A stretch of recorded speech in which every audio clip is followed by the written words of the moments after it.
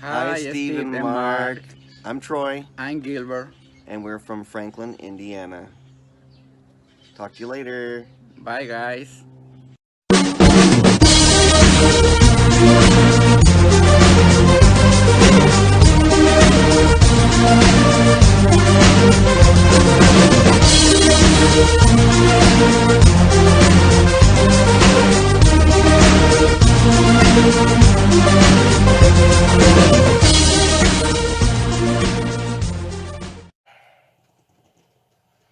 Hey guys, how are you? I am Mark, and this is Mondays with Mark, and we're on your favorite YouTube channel, SmokeySteveAndMarc, right? So, hello everybody, hello. Anyway, oh my gosh, it's so great to see you. Hey, before I start, I wanted to tell you something. As you probably already saw, I put our friends Gilbert and Troy's video greeting at the beginning of our video tonight again.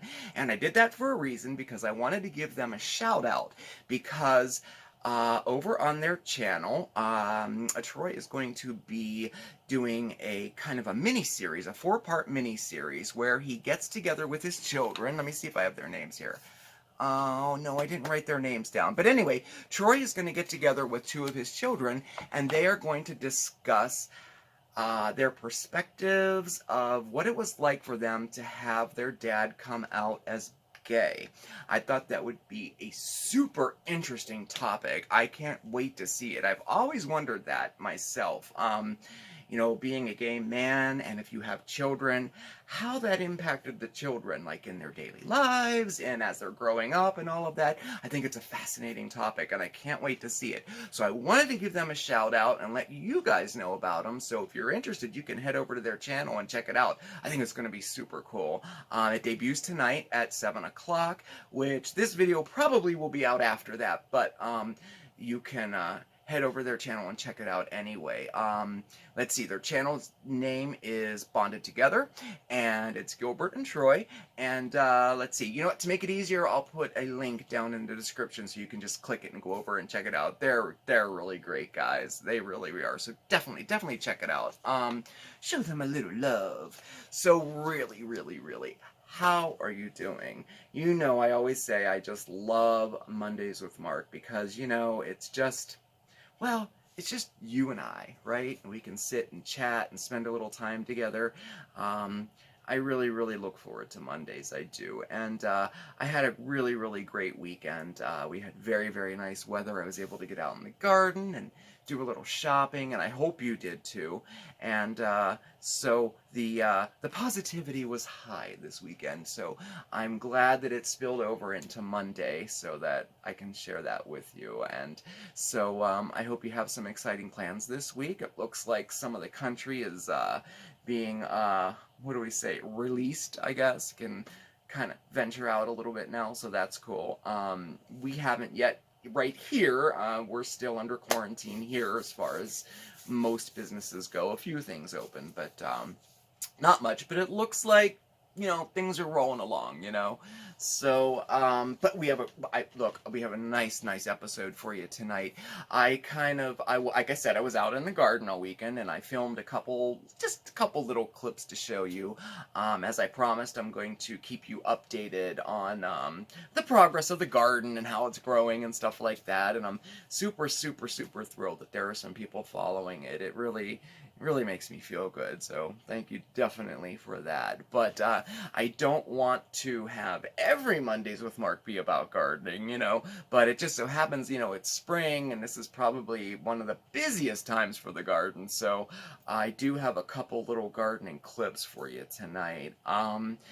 And I was thinking about the gardening videos, and I already told you that I was going to do a playlist of gardening, so you can just go to the gardening playlist. But then I was thinking, I wonder how I could spread the word. Like, for example, one of the little clips I'm going to show you tonight is how to transplant a seedling into the ground, right?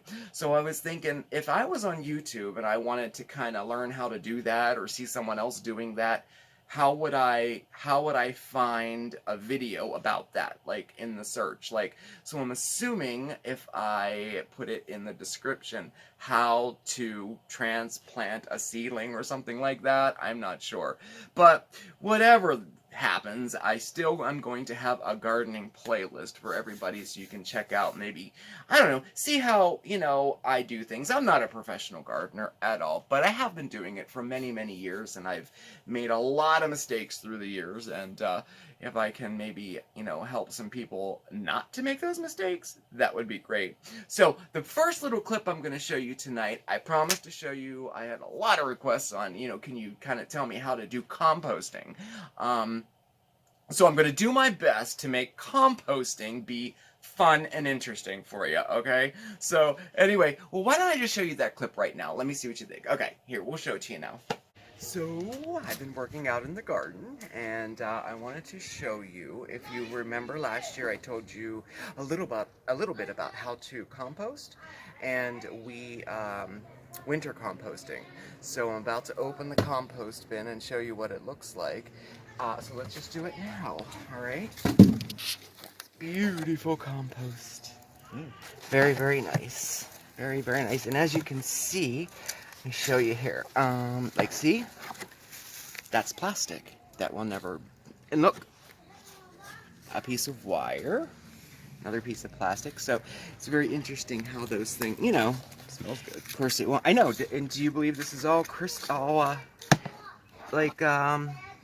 that's an eggshell. It was all our composting from last year. So, anyway, we did this. This is our winter composting bin. We save all of our scraps all summer, throw them all in there, and then when I open it up in springtime, I have a big thing of compost to put in all of my beds, and that's where I'm going to go do it right now. I'm going to dump this, work it into the ground for the garden. So, I guess I'll tell you a little bit more about how to do that later, as well as how to make your own rain barrel.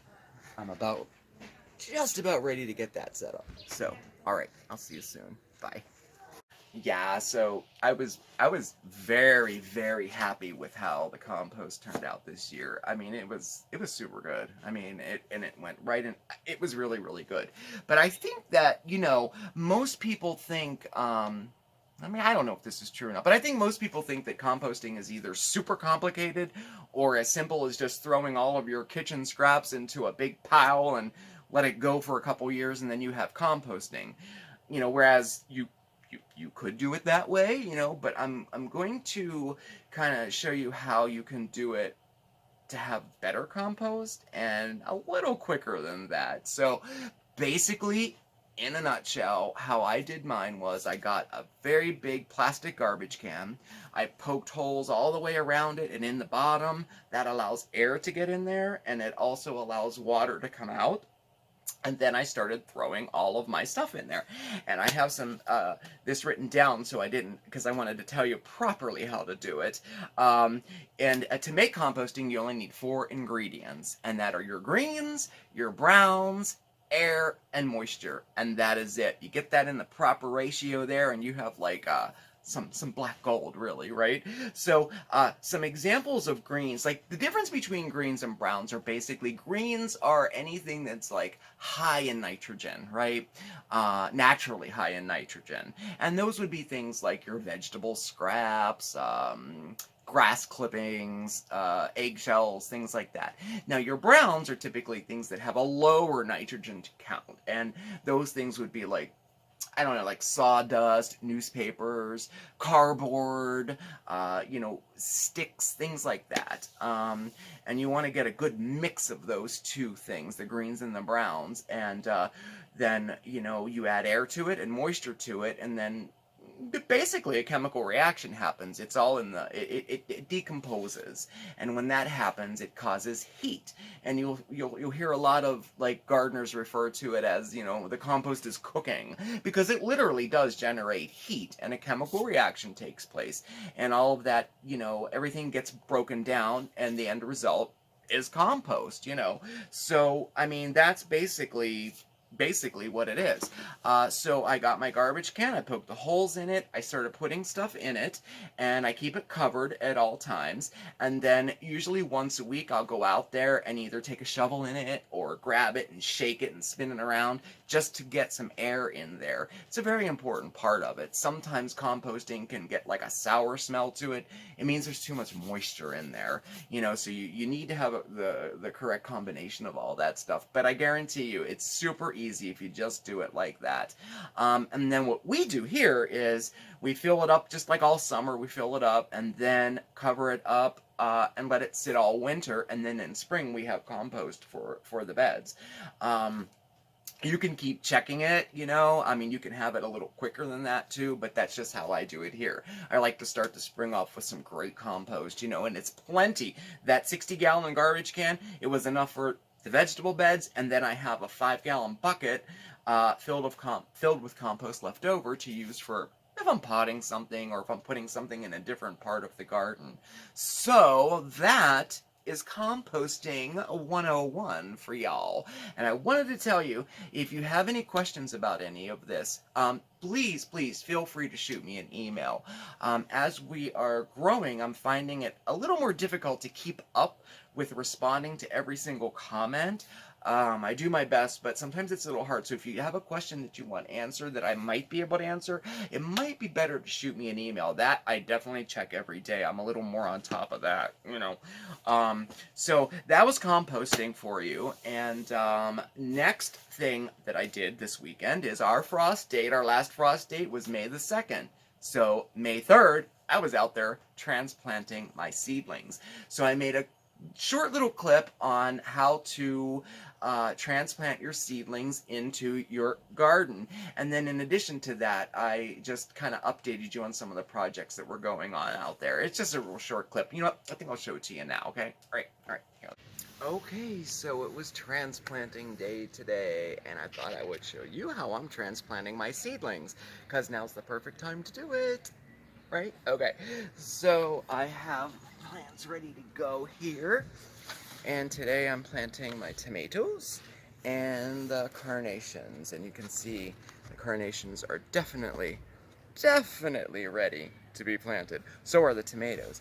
Now these ones are a little leggy, but that's not a problem. We just plant them up to there, we'll be fine. I'll show you that in 1 second, and I'm also putting my cornflowers in the ground too. So let's see, a little update. Oh, I finished the little mini retaining wall there, as you can see. So added about 2 inches of dirt, so I think that's going to be a nice improvement this year. And look at how pretty these are. They're so little and so dainty. Aren't they pretty? I like those. We always call them bluebells. They're not bluebells though. They're a bulb. They're something else. So I did that. Oh, the lights. We got the lights up around the... I put some Edison light bulbs up there. Yeah. So we're... Oh, and look, we have a creature. Yes, we do. There he is. That's my gardening buddy. If you didn't know. Say hi, Oscar. Hi, Oscar. Say hello. Okay. And let's see. I think that's it. Oh, we already saw the trellises ready to go. I turned over the dirt. That's ready to go for the pumpkins. And okay, so let's get to. So the plots are all done. Remember my 3-step rule? In the springtime, I turn over the dirt, let it go for a couple days, turn over the dirt again, let it go for a couple days. Then I add the compost and turn over the dirt, and then we're ready to plant. So they're all ready to go, okay? So why don't we just plant one? So I already have the holes dug, and basically as a rule of thumb, you're going to want to plant your seedlings. A general rule of thumb is to plant them up to the first leaves of your seedling there. So, you know, you can never go wrong if you do it like that. These are a little leggy, so I'm probably going to plant them a little bit deeper. Now, we have this type of pot. You can just pop it right into the ground, just like that. That's so simple. Just like that. I love them. And then I'm just going to put my dirt around them like that. And that's perfect. Let's see, let's do a big one here. All right, so now you have one in these type of pots. You're going to have to remove them from it very gently. I just give them a little squeeze here and there like that. And then I grip them like that and turn them upside down and push the bottom, and they should pop right out like that. Get all that good dirt in there. And then I'm going to put him in the ground here. Now when you're digging your hole for your seedlings, I always go down about 3-4 inches deeper, you know, to kind of loosen the dirt up a little bit, just to help out a little bit there. And then we're going to fill him up with dirt. And in this bed, I'm planting tomatoes and peppers. And then on the outside is going to be every other one, a marigold, spinach, a marigold, spinach. Marigolds will help keep critters away. So I won't, bore you by planting all 4 of these, because I'm doing 4 tomatoes here, because tomatoes, they get huge. So I'm only doing 4 plants. And I'm going to put the carnations in on the other side of the fence here, so I can't wait to see how they go. I never grew carnations before. I'm excited. So last but not least, I'm going to add some protection. Now, these baskets I get at the dollar store for $1. They are perfect to keep critters away. Like that. And then they have the tall ones for your bigger ones. And I put them in like that just to keep anybody who might want a little nibble, keep them away. And we have quite a few of them this year, as you can see from my beautiful tulips. What has happened? A critter came and ate all of my tulips. Yeah. Yes. Very, very upset about that. But anyway, I guess I'll have to put the trap out and catch this possum that keeps running around. Oscar doesn't even do anything about it. It really upsets me. So, on this side, this is still under a major renovation, as you can see. Holy crap, how fast did they grow? I know, these grew like... 3 days ago, they were only a foot off the ground. I'm so amazed by this plant. I swear to you, I planted cabbage seeds in the fall. Now, these do not look like cabbages to me. I have no clue what they are. They survived all winter, so I'm just like letting them go to see what happens until I can't take it anymore. But I already have my holes dug, and this is where my carnations are going, which I think will look very beautiful all the way down the fence as you walk in. So, that's that. And I think that was the last thing I wanted to show you today. Yes, that's it. So, happy gardening, everybody. I hope you enjoyed those little tips. I'll see you next time. Bye. Yeah, how about that, right? My goodness. I was so upset about those tulips, let me tell you. Bulbs especially, you wait for them to come up like all year long. You're thinking about all year long, and then they finally come up and they bloom, and then some little critter comes and eats them. Oh, so frustrating. I think I'm gonna have to put the trap out for sure, but I don't know. We'll see. I caught a possum last year, and I drove him actually all the way to my work and released him in the woods there, and I had no problems the rest of the summer. There's another one out there right now, and he's a lot bigger than the one last year, but I don't know. He hasn't been around since that incident, so maybe he found another home. I don't know. We'll see. But anyway, so all the seedlings are in the ground now, and I took a chance because sometimes I like to wait at least a week or 2 weeks after the last frost date, because you never know, especially in Northeast PA, you never know. I don't think we'll have another frost, but it might go down in temperature. So if that happens, you want to protect your seedlings out there too. You want to cover them up. And I tell you, old pots like from last year, or even these, they're generally $1 at the dollar store. Turn these up, invert them, put them on top of your seedlings at night if it's going to go down to like, definitely 32, but if it's going to, I usually go, if it's going to go to like 35 and under, I always cover my seedlings with something. Seedlings, like humans, give off heat, and the cover adds another anywhere from 3 to 5 degrees to the surrounding temperature, and it will protect your plants. So just remember to take them off in the morning, or else they won't get any sunlight at all. So the last thing that I want to show you is I have a project, and I'll do it real quick, and again, I'll try to keep it fun and interesting, but I practiced so that I can maybe do it quicker for you. Now you remember we made some hanging lanterns. I think 2-3 weeks ago out of old pots from last year. Well, I made a solar stake lantern, and I'm going to make probably about 4 of these, and I'm going to line the rock garden with it, or I may line the walkway when you come in with them, but I'll show it to you in a second, but I'm going to show you how to make it now. I'm also making 2 of them for a friend of mine, because these aren't just for outdoor. If you have potted plants in your house, you can make this to put in your potted plant. As long as it's by a window or something, the solar light will charge, and you'll have some nice evening little like ambiance light there. It looks really nice. I have one here that I'm using, but I'm making 2 for a friend of mine that have 2 big planters on either side of their doorway coming into their house, and there's going to be 1 in each one for her. So anyway, so what we need, I'm going to show you how to make this, and all you need really is a tuna can. Yeah, it's true. Anyway, so let me go over the materials for you, and then I'll show you how to make it, okay? We'll do it real quick. So, the materials you'll need: tuna can. Now, if you are a feline lover like me, you probably have a ton of tuna cans or cat food cans. They both work perfectly. So you'll need that. You'll need a vase of some sort. This one worked perfectly, and I got it at the dollar store. By the way, this entire project cost me $3. $3. You will need a stick or a post or a stake of some sort. I made mine out of 1x1 strips of wood that I had left over. All the ones that I made were out of scraps. A plunger handle will work perfectly. This was a broom handle that had broke last year. And this will work perfectly too. So you'll need some type of stick or a post. Let's see.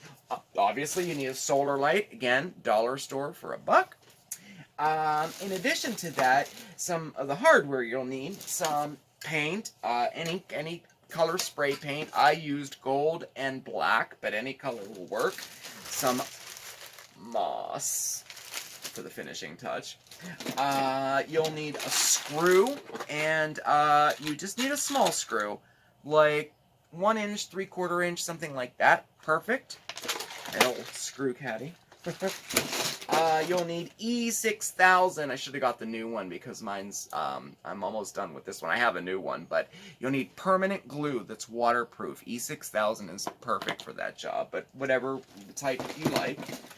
Poster putty, my best friend. I use it in pretty much every project I use. And then in addition to that, you'll need a screwdriver and a little, I'm just going to say, these blocks. I got these at the dollar store. They're little 1/2-inch wooden blocks, but when we get to that part in the description here of what I'm doing, I'll show you what these are used for. You can use something else for it too.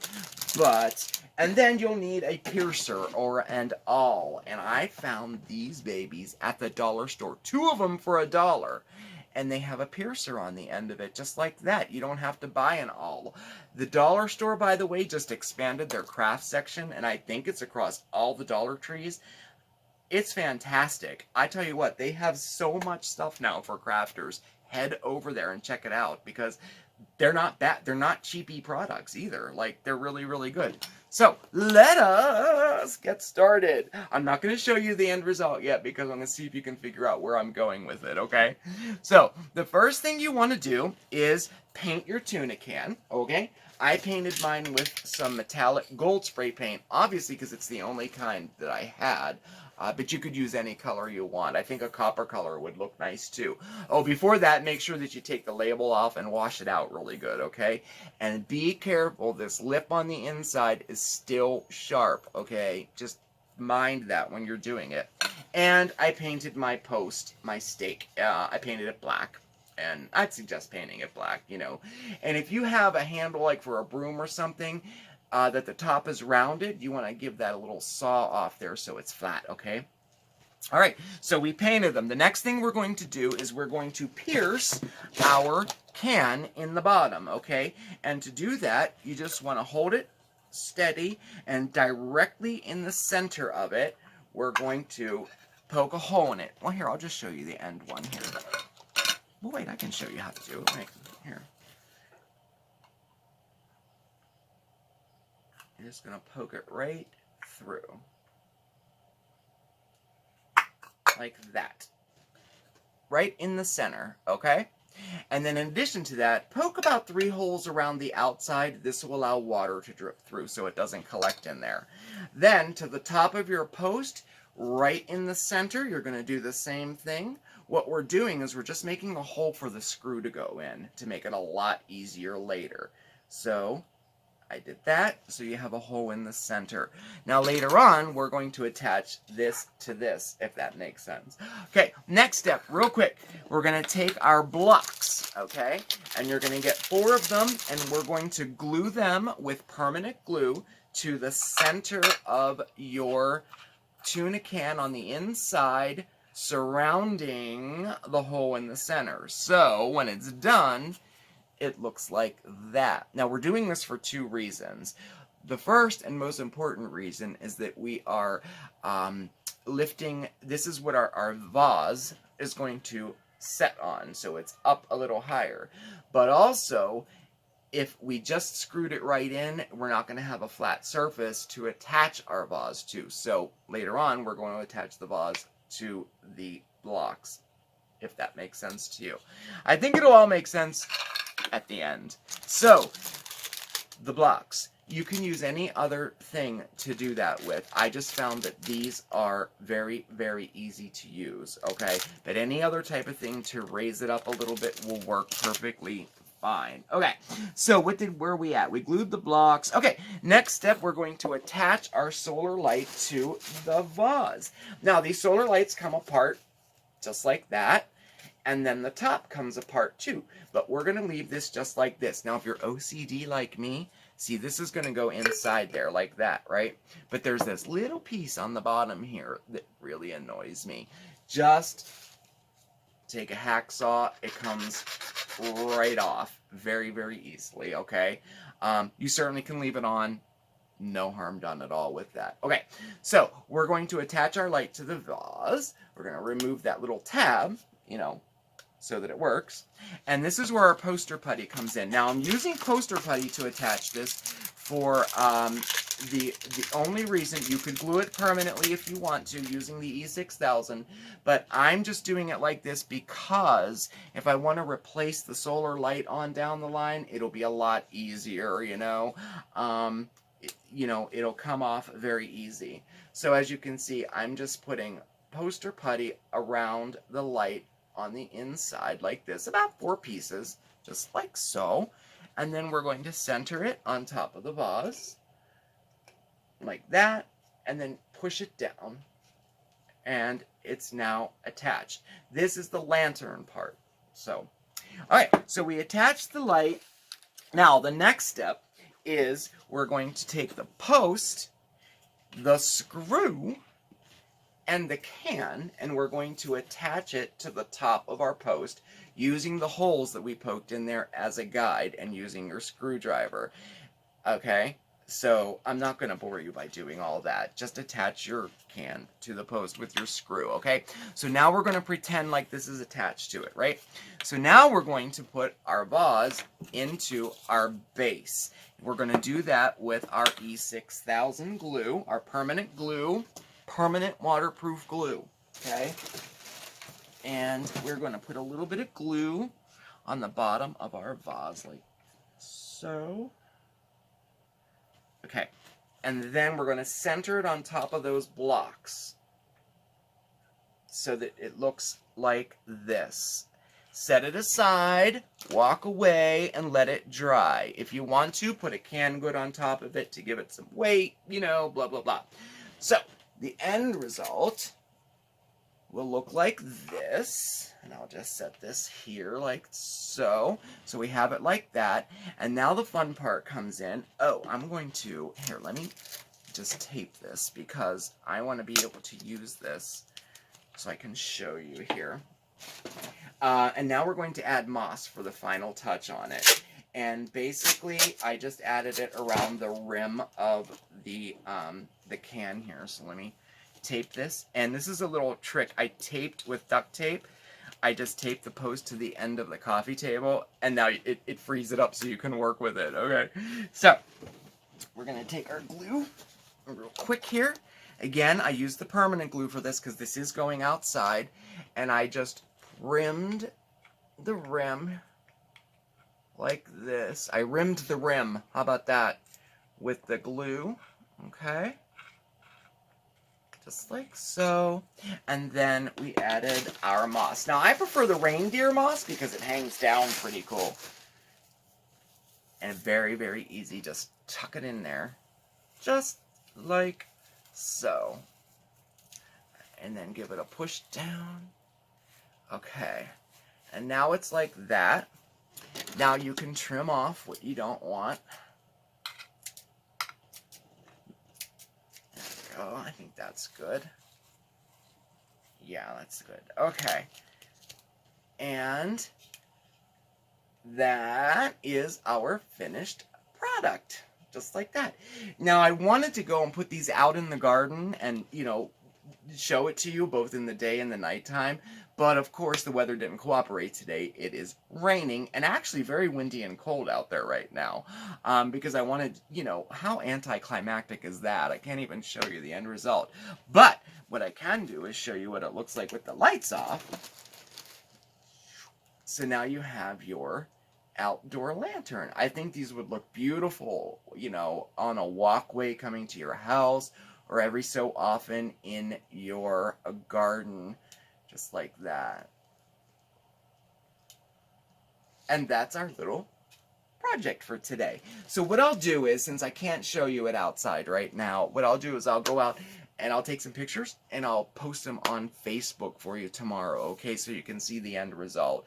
And if I do a video clip, maybe I'll just tuck it into a video maybe tomorrow or something, okay? Looks like it cleared. I keep looking outside. It looks like it cleared up a little bit. I could probably run out and do it real quick. If I can, I'll tack it onto this video, but it's probably not going to be till tomorrow.